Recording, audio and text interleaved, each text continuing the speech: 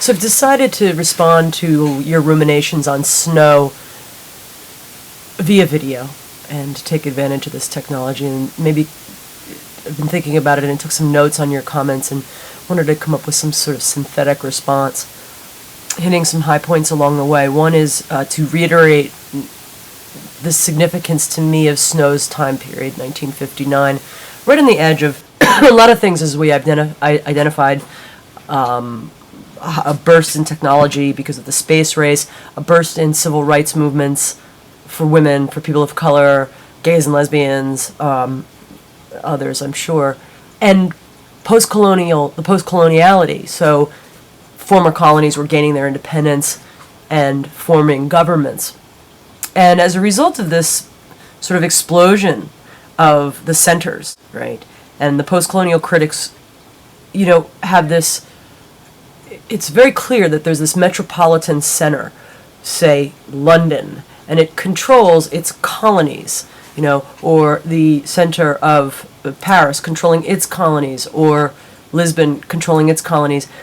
And quite literally, this idea of de-centering, right? So the metropolis, the center of the empire, it was literally coming apart at the seams in terms of government. And it was literally coming apart at the seams in terms of culture. It was all happening at the same time, and it's not coincidental. And I think they were very interconnected activities. So the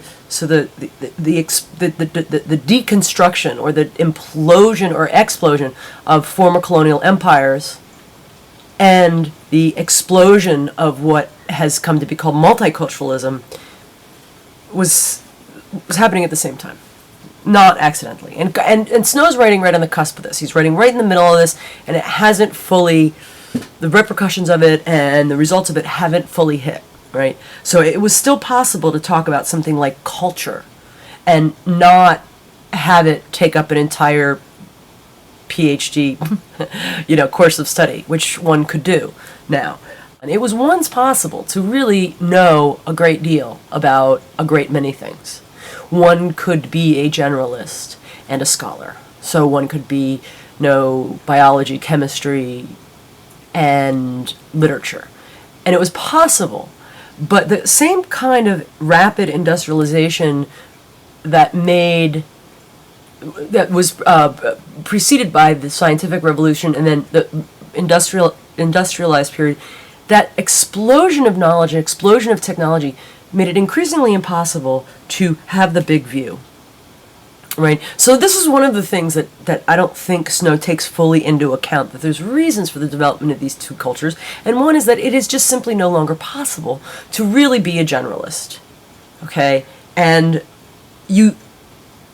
so the specialization that he speaks of, while it may have been in place, perhaps in the 19th century in British academia, in the structure of the colleges, it was in fact in place.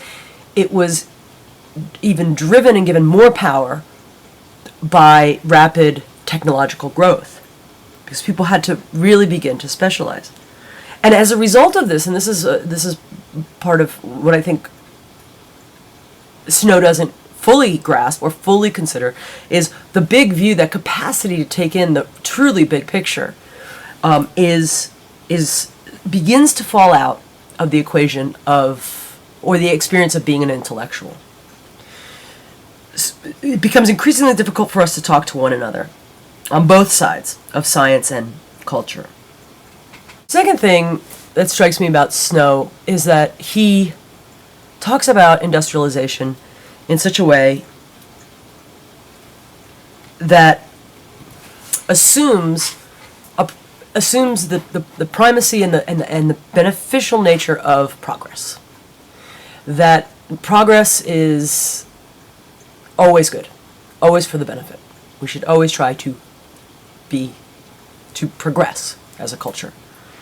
And again, that question of what does progress mean goes sort of unquestioned. He's a man of modernity, not of postmodernity, where we would put progress under quotes and under scrutiny and say, what does it really mean? What does progress really mean? And so the business of humanities has almost become to critique the progress narrative and to critique this idea that progress is always and everywhere good. And to begin to look at things more specifically and say, well, maybe it's good here, but what about over here? And that's not to say we disregard progress altogether, but it's just to say that we have the big view. Think of the whole picture. Okay, so we have industrialization, and so Snow thinks that this is basically a good thing. And remember, we talked about him calling intellectuals Luddites, and that was the point at which I almost thought Snow he has to be kidding, right? It's so over the top. Intellectuals as natural Luddites. That sort of, what are you kidding me? And the more I thought about that, the more I thought about some of the people who were critiquing 19th century industrialization, rapid industrialization. And I was thinking of, we had mentioned Dickens, for example, but I also thought of sort of the Romantic and the pre-Romantic poets. I thought about Mary Shelley, for example, and Mary Shelley, who wrote Frankenstein as a response, in part, a critique of science, which is really fascinating. And you might call Mary Shelley a Luddite, or you might just call her a broad thinker, someone who is considering the ramifications of where is this science going, where is this thing called science going. She was also on the forefront of women's rights movements, so she was a social reformer as well as someone who questioned science. So I'd be hard-pressed to call someone like Mary Shelley or Charles Dickens a Luddite.